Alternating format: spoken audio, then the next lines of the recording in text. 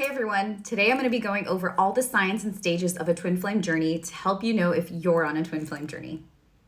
Sign number 1, you feel this intense magnetic fiery attraction with this person and you can't really explain it.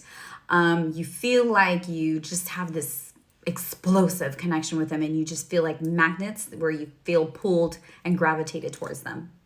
Sign number 2, you don't get to talk to them for too long before that first separation phase. It will be on average between 6 to 8 weeks. It can go up to 3 months, but it varies from person to person. It's a very brief encounter, basically. You don't really get to date them. And also, with most cases, you don't even get to be intimate with them. That's not for everybody, but in most of my clients and many cases, you don't get to be intimate with them before the first separation phase.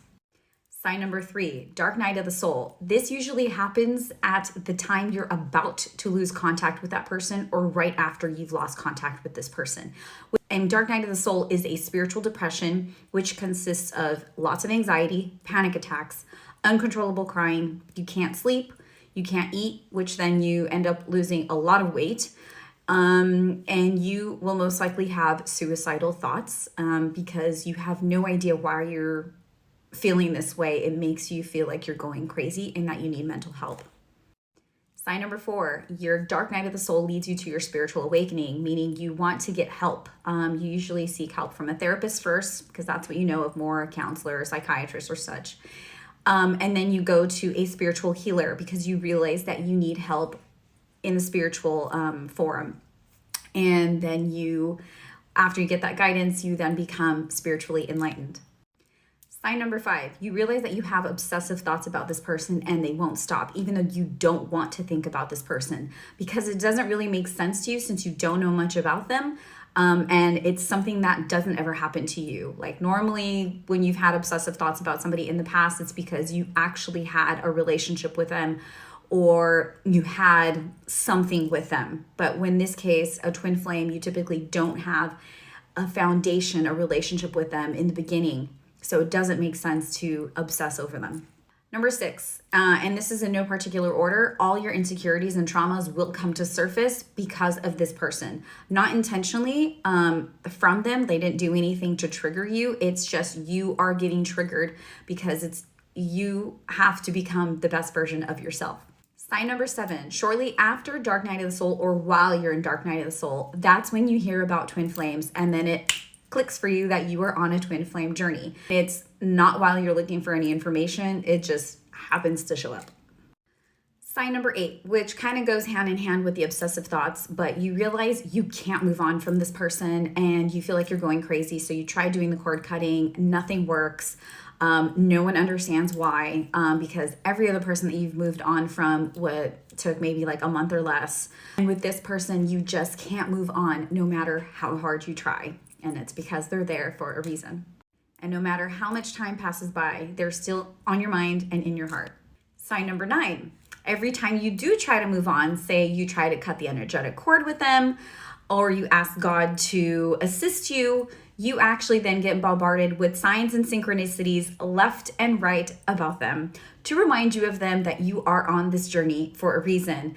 And when you ask God for signs to let you know if you are on the journey or not, you actually get the signs shortly after. Sign number 10, you can't sleep with other people or date other people because you feel like you're cheating on your twin flame, even if you've never been with your twin flame or have been intimate with them. Sign number 11, you have extremely, extremely vivid dreams with this person and it feels so real. Like if you're having skin to skin contact with the dream, in the dream, you feel like you're really touching their skin or you feel the warm energy around them as if they're really there around, like you just wake up feeling like you felt them. Or you have cosmic-like dreams. They're very spiritual, very prophetic, very just out of this world type of dreams. You can see like light beams around them, for example, just very cosmic, and you don't have these types of dreams with anyone else. Sign number 12, you realize you mirror each other in so many ways. You may have had similar life paths. You may have many interests, very similar interests, or you have very similar personalities, or let's say you have an addiction in something, they also have an addiction in something. It doesn't have to be the exact same addiction, but it's very similar. Or if you feel like they're running, like their shadows will be very similar to your shadows. So if they're running from you, it's because you're actually running from yourself. Things like that. Sign number 13, you may see their eyes or their facial features when you're looking in the mirror at yourself. This hasn't happened to too many of my clients, but it is a very strange phenomenon. So basically you're looking in the mirror and let's say you don't even look like them. You will suddenly feel like you're seeing their eyes looking at you when you're looking in the mirror, or your facial features, your forehead or your face shape or something like that. I have noticed with some of my clients, a lot of my clients actually, they do look a lot like their twin flame. Not all, but a lot of them do. Sign number 14, you love them unconditionally. You actually learn what unconditional love is through your twin flame. You can never really be mad at them for too long. You hold no resentment and you can't really explain why, but you just feel this like feeling of bliss and pure joy and love for them, kind of like you want to nurture them. Sign number 15, you have telepathic experiences with them. So what can happen is you may be able to smell them. You'll smell their cologne out of nowhere or perfume. You'll get clear visuals of them. You will hear them in your head. You're just in your thoughts, just them saying random things at you. And you can also feel them energetically. So you may be able to feel anger or sadness or nervousness when you were just fine minutes prior.